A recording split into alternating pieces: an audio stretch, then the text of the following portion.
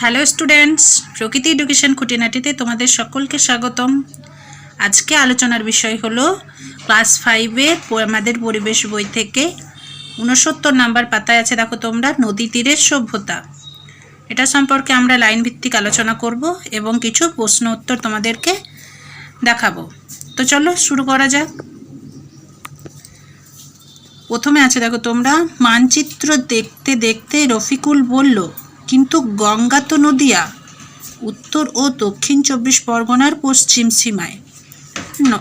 মানে রফিকুল বলল, গঙ্গা নদী তো নদিয়া জেলায়, উত্তর ও দক্ষিণ 24 পরগনার পশ্চিম সীমায় আছে।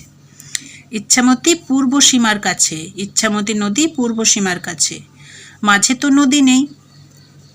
এই ভূমি এত উর্বর হলো কিভাবে? মাঝে তো নদী নেই, তাহলে এই ভূমি এত উর্বর কিভাবে হলো?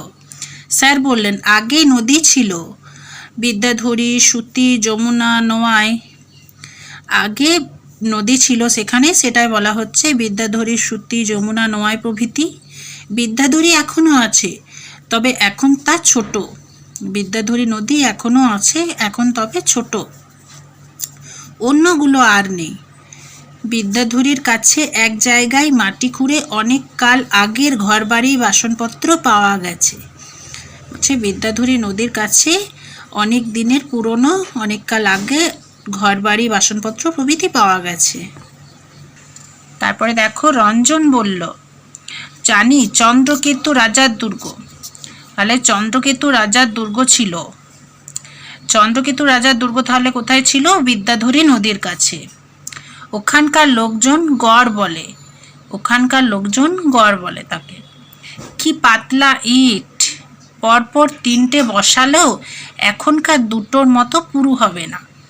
তাহলে ওখানকার ইটগুলো এতটাই পাতলা যে এখনকার দুটোর মতো পুরু হবে না। হ্যাঁ, তখন সেখানে অনেক বড় কোনো নদী ছিল। তখন সেখানে অনেক বড় কোনো নদী ছিল। পুরনো দিনের কিছু কিছু শহর আজও দেখা যায়। সেই সব শহরে মানুষ ইটের বাড়ি বানাতো। যেমন হরপ্পা সভ্যতার বাড়িঘর, সেগুলো পোড়া ইট দিয়েই বানানো হয়েছিল। আগুনে পোড়া ইট। ঘরবাড়ি ছাড়াও পথঘাট বানাতো ইট দিয়ে। নর্দমাগুলোও ইটের মতো হতো। তখনকার নর্দমাগুলোও ইটের হতো হরপ্পা সভ্যতার সময়কালে। জল ধরে রাখার বড় বড় চৌবাচ্চাও ইটের তৈরি হতো। জানো, সেই পুরনো যুগের নদীর ধারেই সভ্যতা গড়ে উঠত। তাহলে পুরনো যুগের নদীর সভ্যতা কোথায় গড়ে উঠত? না, নদীর ধারে। নদী ছিল তাদের মায়ের মতো, তাই ওই সব সভ্যতাকে নদীমাতৃক সভ্যতা বলা হয়। পৃথিবীর প্রায় সব পুরনো সভ্যতাই নদীর ধারে গড়ে উঠেছিল। তবে নদীর বন্যায় অনেক সময়ে সেখানকার বাসিন্দাদের ক্ষতিও হতো। তবুও নদীর ওপর নির্ভর করেই মানুষ বেঁচে থাকতো। তবে নদীর ধারে বন্যার সময় নদীর ধারে থাকার জন্য অনেক সময় সেখানকার বাসিন্দাদের ক্ষতিও হতো, বন্যা হয়ে যেত। তবুও মানুষ নদীর ওপর নির্ভর করেই বেঁচে থাকতো। রুবি বলল, স্যার সভ্যতা মানে কি? সভ্যতা মানে সভ্য মানুষের নানান কাজকর্মকে একসঙ্গে বলে সভ্যতা। ধরো, এক সময়ে মানুষ আজকের মতো অনেক কিছু করতে পারতো না। পোশাক পরতে জানতো না, নিজেদের খাবার নিজেরা তৈরি করতে পারতো না, থাকার জন্য বাড়ি ঘর বানাতে পারতো না, পড়ালেখা জানতো না, টাকা পয়সার লেনদেন ছিল না, সহজে যাতায়াত করতে পারতো না। তারপরে অনেক সময় ধরে এর সবগুলোই মানুষ শিখেছে। তারপরে মানুষ আস্তে আস্তে এগুলো পারতো না, এগুলো সব মানুষ আস্তে আস্তে সভ্য হতে শিখেছে, এগুলো সব শিখেছে। সেই শেখার ধাপগুলো একটু একটু করে সভ্য হওয়ার ধাপ। সেই সব ধাপ পার করে মানুষ আজকের অবস্থায় দাঁড়িয়েছে। কিন্তু স্যার, এই অঞ্চলে বন নেই। তারপরে দেখো, উত্তর 24 পরগনার পারমাদানে একটা পুরনো বনখণ্ড আছে। কোন জেলায় আছে? উত্তর 24 পরগনা। এগুলো সমস্ত প্রশ্ন উত্তর তোমাদেরকে এক্ষুনি আমি দিয়ে দিচ্ছি। আর নতুনভাবে তৈরি করা বন আছে নদিয়ার বেথুয়াডাহরিতে। সেখানে শাল, সেগুন, মেহগুনি, শিশু, কৃষ্ণচূড়া, রাধাচূড়া, কদম গাছ, অনেক হরিণ, কাঠবিড়ালি আছে। তো স্টুডেন্টস, এতটুকুই পড়াবো, একটু একটু করে পড়ালে পড়াটা ভালো হবে। তারপরে তোমাদেরকে প্রশ্ন উত্তরগুলো দিয়ে দিচ্ছি।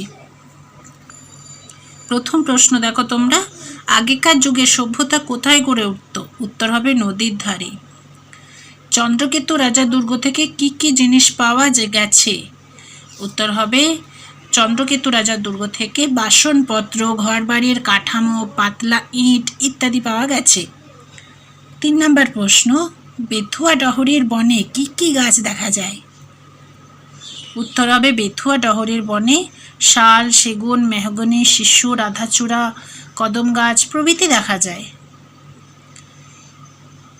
4 নম্বর প্রশ্ন, বেথুয়াডহরির বন কোন জেলায় অবস্থিত?